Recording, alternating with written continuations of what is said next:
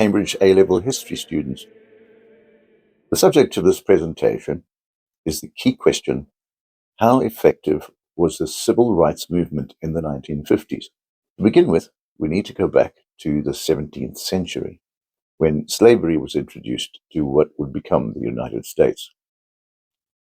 In 1619, the first African slaves were brought to the Virginia colony to work on tobacco plantations.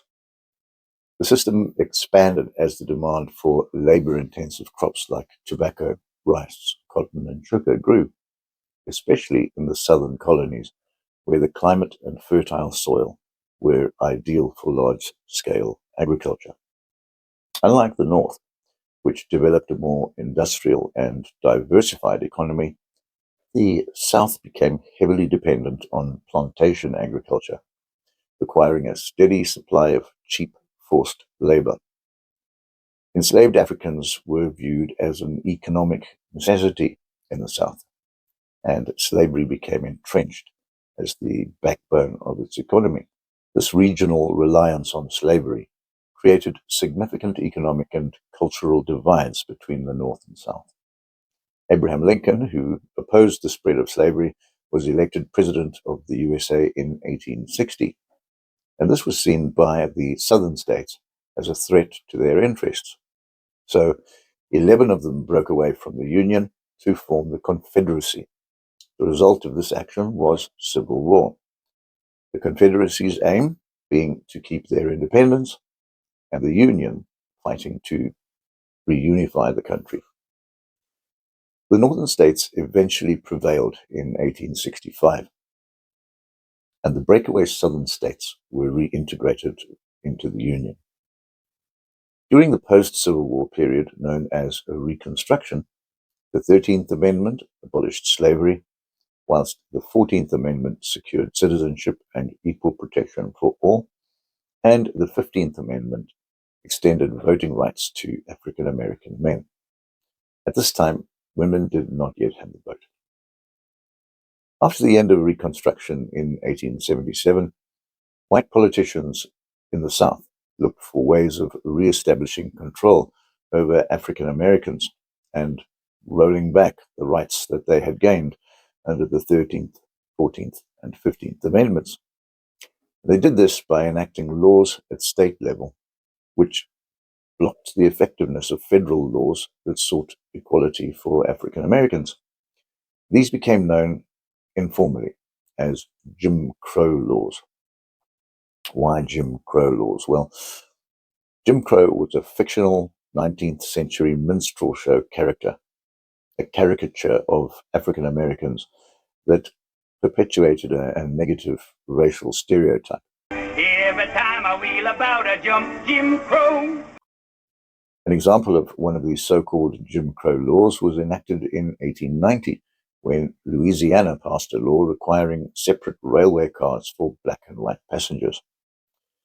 In response, Homer Plessy, a mixed-race man, was chosen by civil rights activists to challenge the law. And in 1892, Plessy bought a ticket for a whites-only car and was arrested for refusing to leave when ordered. Plessy's legal team argued that the segregation law violated the 13th Amendment and the 14th Amendment, guaranteeing equal protection under the law. The state of Louisiana argued that enforcing separate but equal facilities did not imply inferiority or violate equal protection.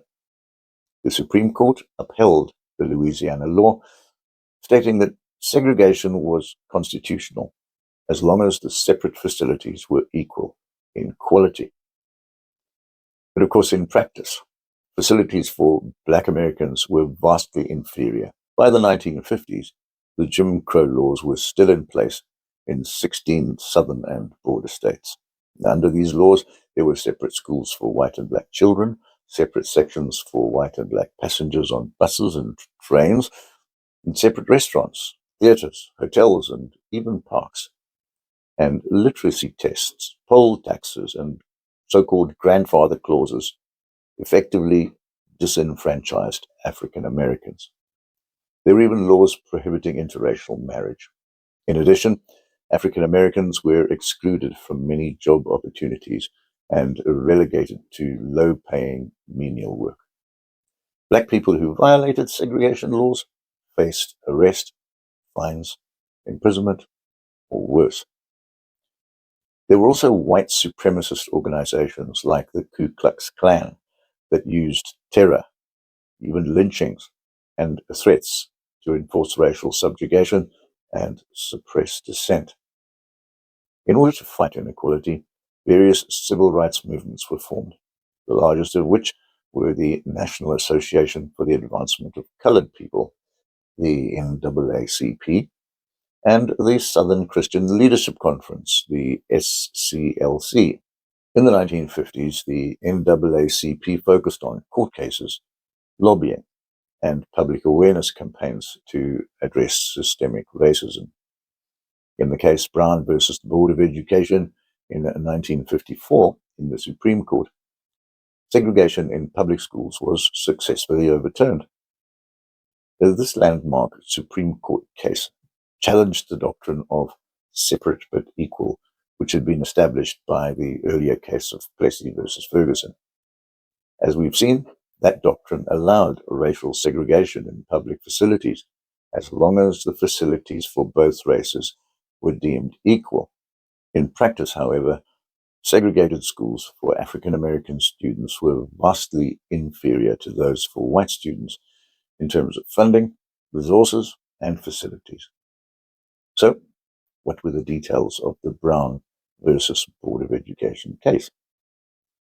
Oliver Brown, an African American parent, along with other plaintiffs from several states, challenged the segregation of public schools. Brown's daughter, Linda, had been denied entry to an all-white elementary school close to her home in Topeka, Kansas, forcing her to travel a significant distance to a segregated school for blacks. The NAACP, led by lawyer Thurgood Marshall, argued that segregated schools violated the Equal Protection Clause of the 14th Amendment, which guarantees that no state shall deny to any person within its jurisdiction the equal protection of the laws. The NAACP presented evidence that segregation inherently created a sense of inferiority among African American children, negatively affecting their educational and personal development. And on May 17, 1954, the Supreme Court delivered a unanimous decision in favor of Brown, ruling that separate educational facilities are inherently unequal, and therefore segregation in public schools was unconstitutional. The Brown versus Board of Education case marked a turning point in the civil rights movement, but the decision faced significant resistance, particularly in the South. Efforts like the Southern Manifesto and campaigns of so-called massive resistance sought to obstruct desegregation. Meanwhile, the court's follow-up decision in Brown 2 in 1955 stated that desegregation should proceed with all deliberate speed. But this wording was not specific enough, and it enabled local authorities to delay integration and led to slow and uneven progress. So much so that by 1960, 6 years after the initial Brown ruling, only a small percentage of black students in the South attended integrated schools. It wasn't until the late 1950s and 1960s, with events like the Little Rock Nine in 1957 and the Civil Rights Act of 1964, that desegregation efforts gained more momentum through federal intervention. Let's look at the Little Rock Nine incident. In 1957, the Little Rock School Board in Arkansas announced plans to gradually integrate its public schools in compliance with the Supreme Court's decision, starting with Central High School. Central High School was a prestigious white school, and the plan to integrate it faced strong resistance from segregationists in Arkansas. To begin the integration process, a group of 9 African American children were selected to attend Central High School. However, Arkansas Governor Orville Forbes opposed desegregation and deployed the Arkansas National Guard to block the 9 students from entering Central High School, claiming it was for their safety. On September 4th, Elizabeth Eckford, one of the 9, arrived at Central High alone, unaware of plans for the group to meet beforehand. She faced a hostile white mob, shouting threats and racial slurs, while the National Guard prevented her from entering the school. The situation escalated into a national crisis, with images of the mob surrounding Elizabeth Eckford gaining widespread media attention. Such an extreme situation has been created in Little Rock. This challenge must be met, and with such measures as will preserve to the people as a whole their lawfully protected rights in a climate permitting their free and fair exercise. President Dwight D. Eisenhower was reluctant to intervene at first, but eventually sent the 101st Airborne Division of the U.S. Army to enforce desegregation. The troops escorted the Little Rock 9 into the school on September 25, 1957. But the students faced daily harassment, including verbal abuse, physical assaults, and threats from white students and community members. One of the 9, Minnie Jean Brown, was eventually suspended and expelled after retaliating against her tormentors, highlighting the immense pressure on the group and the racial bigotry of the school's administration. Nevertheless, the Little Rock 9 became icons of the civil rights movement, showcasing the bravery required to challenge segregation. In addition, Eisenhower's intervention demonstrated the federal government's commitment to enforcing Supreme Court rulings and upholding the Constitution. Also, the ruling galvanized the civil rights movement because it had now been demonstrated that the federal government could play a role in dismantling systemic racism, and it laid the legal groundwork for future civil rights victories, inspiring other challenges to segregation in housing, transportation, and public accommodations. Figures like Thurgood Marshall, who later became a Supreme Court justice, played crucial roles in these legal battles. Marshall was a pioneering civil rights lawyer who argued and won key cases, most notably Brown versus the Board of Education. Known for his powerful advocacy for justice and equality, Marshall successfully challenged systemic racism through legal means, and his legacy endures as somebody who was a champion for justice. By 1960, the NAACP had established itself as a national organization with significant influence, using its large membership base to push for integration and equality. Let's look now at another organization, the Southern Christian Leadership Conference, which was founded in 1957. The SCLC's purpose was to advance civil rights through nonviolent protest and Christian principles. And it did this by organizing mass demonstrations, boycotts, and civil disobedience to confront segregation and injustice. In the 1950s, the SCLC is probably most famously associated with the Montgomery bus boycott. While predating the formal establishment of the SCLC, this boycott was a precursor to its formation and marked the emergence of mass nonviolent protest as a powerful tool against racial segregation. Let's see how it came about. In Montgomery, Alabama, African Americans, who made up 75% of the city's bus ridership, were required to sit in the back of buses and yield seats to white passengers if the bus became full. But on December 1st, 1955, Rosa Parks, a seamstress and activist, refused to give up her seat to a white man. He was arrested, sparking outrage in the African American community. Civil rights leaders, including E.D. Nixon, a leader in the NAACP, and Joanne Robinson of the Women's Political Council, called for a one-day boycott of Montgomery's buses on December 5th, 1955, to coincide with Parks's trial. The boycott was highly successful, and community leaders decided to extend it indefinitely. The Montgomery Improvement Association, the MIA, was formed to coordinate the boycott, with Dr. Martin Luther King Jr. elected as its president. Now, this was King's first major role in the civil rights movement, and his eloquent speeches and leadership drew national attention. African Americans organized carpool systems, walked to work, or used alternative transportation to avoid buses. Churches played a crucial role, offering resources and moral support to participants. On the other hand, officials and white residents resisted the boycott through arrests, intimidation, and violence. Dr. King's home was even bombed, and the boycotters were harassed. Despite the opposition, the community remained committed to the boycott, which gained national and international attention and became linked to a broader legal battle against bus segregation. The NAACP filed a lawsuit, Browder versus Gale, arguing that bus segregation violated the 14th Amendment's Equal Protection Clause. And on November 13, 1956, the Supreme Council ruled that segregation on public buses was unconstitutional. The ruling went into effect on December the 20th, 1956, effectively ending the boycott after 381 days. The boycott caused significant financial losses for the bus system.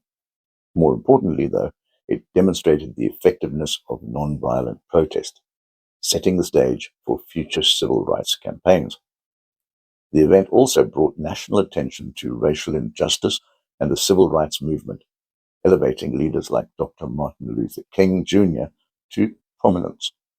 And the success of the boycott and the Browder versus Gale ruling served as a major victory in the fight against segregation, encouraging further challenges to institutionalized racism. The Montgomery bus boycott is remembered as one of the earliest and most successful mass protests of the civil rights movement. It demonstrated the power of collective action and nonviolent resistance, inspiring similar campaigns across the country in the years to come. Dr. Martin Luther King Jr., the SCLC's first president, became the face of the civil rights movement, inspiring activism nationwide, championing a strategy of peaceful protest which gained moral and media support for the civil rights cause. And grassroots organizing helped mobilize African American communities, particularly in the South, to participate in protests and voter registration campaigns. What about Congress's role? In the 1950s, Congress played a limited but evolving role in the civil rights movement, reflecting the nation's deep divisions over racial equality. While much of the progress in civil rights during this decade came from court decisions and grassroots activism, Congress began taking initial legislative steps to address racial discrimination, albeit cautiously. For instance, the Civil Rights Act of 1957 was the first federal civil rights legislation since Reconstruction. It aimed to protect African Americans' voting rights by creating the Civil Rights Division in the Department of Justice and establishing a Civil Rights Commission to investigate voter suppression. However, the law lacked strong enforcement mechanisms, limiting its immediate impact. Southern legislators, many of whom signed the Southern Manifesto in 1956, fiercely opposed civil rights measures, using tactics like filibusters, a strategy where a member of Congress prolongs debate for an extended period by proposing amendments or using other delaying tactics to delay or block a vote on a proposed bill.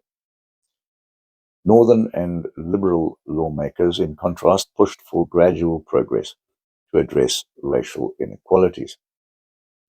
Congress largely deferred to the Supreme Court during this period, which issued landmark decisions such as Brown versus Board of Education in 1954.